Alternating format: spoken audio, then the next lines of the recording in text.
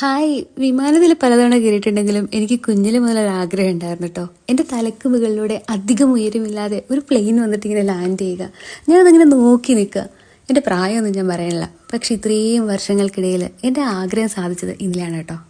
പണ്ട് കുറച്ച് നാൾ മസ്കറ്റിലുള്ള സമയത്ത് നമ്മൾ റോഡിൽ കൂടെ കാറിൽ ഇങ്ങനെ യാത്ര ചെയ്യുമ്പോൾ സൈഡിൽ വന്നിട്ട് വിമാനം ടേക്ക് ഓഫ് ചെയ്യണത് ലാൻഡ് ചെയ്യണതൊക്കെ ഞാൻ കണ്ടിട്ടുണ്ട്.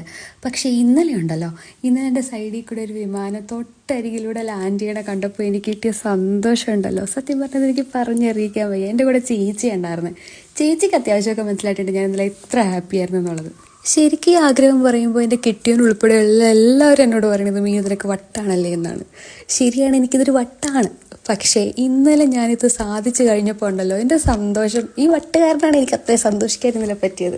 നമ്മുടെ ചില ആഗ്രഹങ്ങളൊക്കെ ഇങ്ങനെയാണല്ലേ, കേൾക്കുന്നവർക്ക് ചിലപ്പോൾ അതൊരു വട്ടായിട്ട് തോന്നുമായിരിക്കും. പക്ഷെ ആ ഒരു ആഗ്രഹം സാധിച്ചു കിട്ടുമ്പോൾ നമുക്ക് എന്താ ഒരു ഫീൽ ഉണ്ടാവുക. നമ്മൾ ഈ രോഗം കീഴടക്കിയ ഒരു ഫീലായിരിക്കും ചിലപ്പോൾ നമുക്ക് ഉണ്ടാവുക അല്ലേ.